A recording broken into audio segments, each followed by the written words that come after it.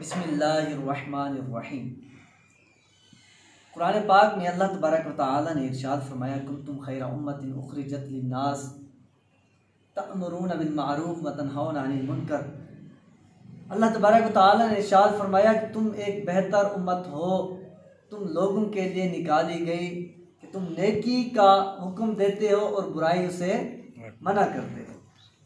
ये एक फजीलत है, एक ख़ासियत है उम्मत मुहम्मदिया सल्लल्लाहु अलैहि वसल्लम की कि ये नेकी की दावत देते हैं और बुराई से मना करते हैं। पहले के जो अम्बिया थे अपनी उम्मत में खुद नेकी की दावत सिर्फ नबी देता था, लोग आपस में नेकी की दावत नहीं देते थे। लेकिन इस उम्मत की ये खासियत है कि इस उम्मत में हर कोई इस चीज़ का मजाज है कि वो लोगों की नेकी की दावत दे और बुराइयों से मना करे। अब हमने देखना यह है कि नेकी की दावत देनी किस तरह है। नेकी की दावत देना और बुराइयों से मना करना एक अच्छा काम है। इस काम को करने के भी अंदाज हैं।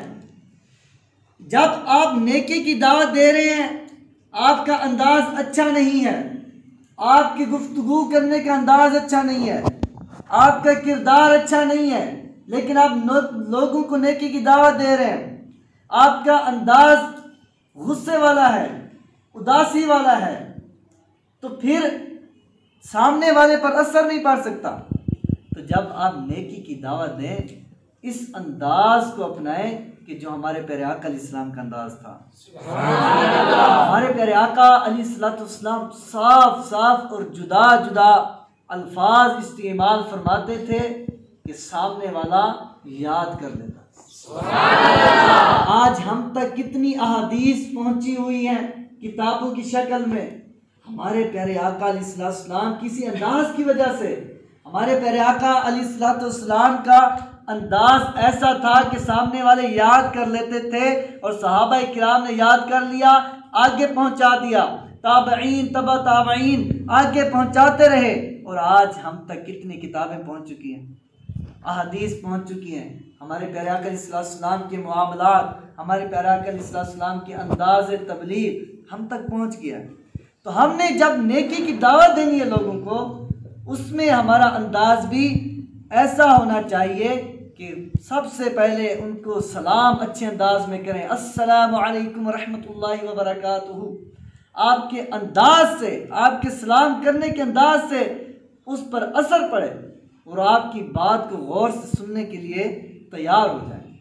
फिर आपने मुस्कुरा कर उनसे बात करनी है, खंदा पिशानी के साथ पेश आना है, झगड़ना नहीं है, लड़ना नहीं है, उसको प्यारे अंदाज में। अब जिसके दीन की आप बात लोगों तक पहुंचाने जा रहे हैं, उनके अंदाज के मुताबिक आप बात नहीं करेंगे तो आपकी बात पर तवज्जो नहीं दी जाएगी।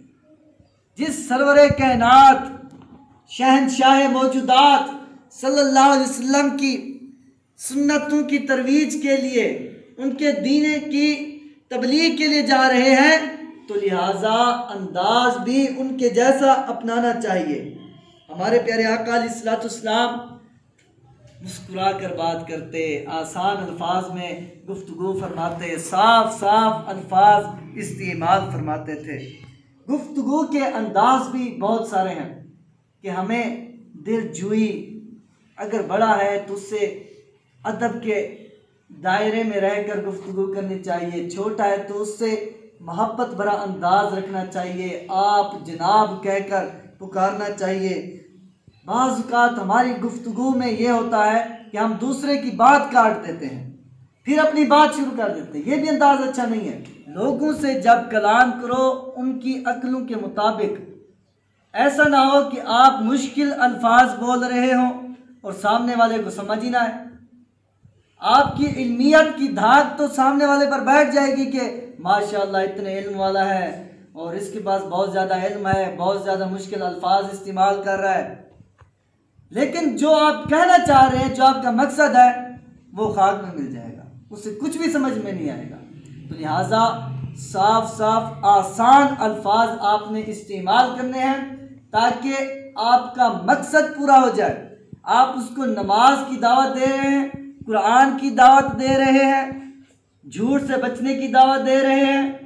बाज़ औक़ात ऐसा होता है कि सामने वाला कोई काम गलत कर रहा होता है, गुनाह वाला काम कर रहा होता है, उसको फ़ौरन मुंह पर नहीं कहना, उसको अच्छे अंदाज में उसकी इस्लाह करनी है कि प्यारे भाई देखें, हम मुसलमान हैं, हमारा दीन इस्लाम हमें इस चीज़ से मना करता है, हमें झूठ से मना करता है, हमें गाली गलौज से मना करता है, हमें चुगली करने से मना करता है, हमें गीबत करने से मना करता है।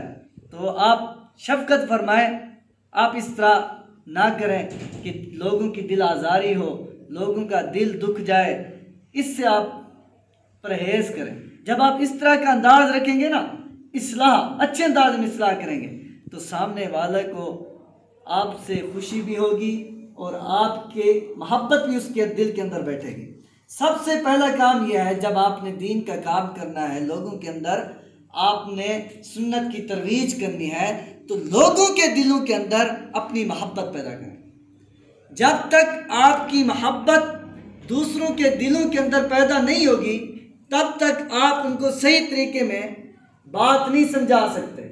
सबसे पहले आपने उनके दिलों के अंदर अपनी मोहब्बत को पैदा करना। मोहब्बत आपके अंदाज से पैदा होगी, आपके किरदार से पैदा होगी, आपकी गुफ्तगू के अंदाज से पैदा होगी।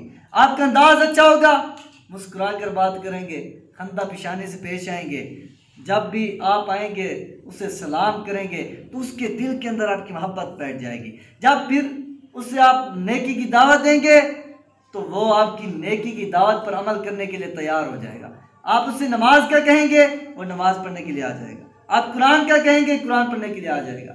जब वो गलती कर रहा होगा, झूठ बोल रहा होगा, जब आपका उससे मिलने का अंदाज अच्छा था, आप मिलनसार थे, अच्छे अंदाज में उससे मुलाकात करते थे, जब आप कहेंगे ना प्यारे भाई आप झूठ वाली बात कर रहे हैं, ये अच्छी बात नहीं है, ये कबीरा गुनाह में शामिल है, तो वो आपकी बात को मान लेगा। ऐसा है कि नहीं है? ऐसा है। तो हमने गुफ्तगू और नेकी की दावत ऐसे अंदाज में करनी है कि जो अंदाज हमारे प्यारे आका अलैहिस्सलाम का था। फिर इंशाअल्लाह अज़्ज़ा वजल हम दीन का काम करने में कामयाब हो जाएंगे। सल्लल्लाहु अलैहि वसल्लम।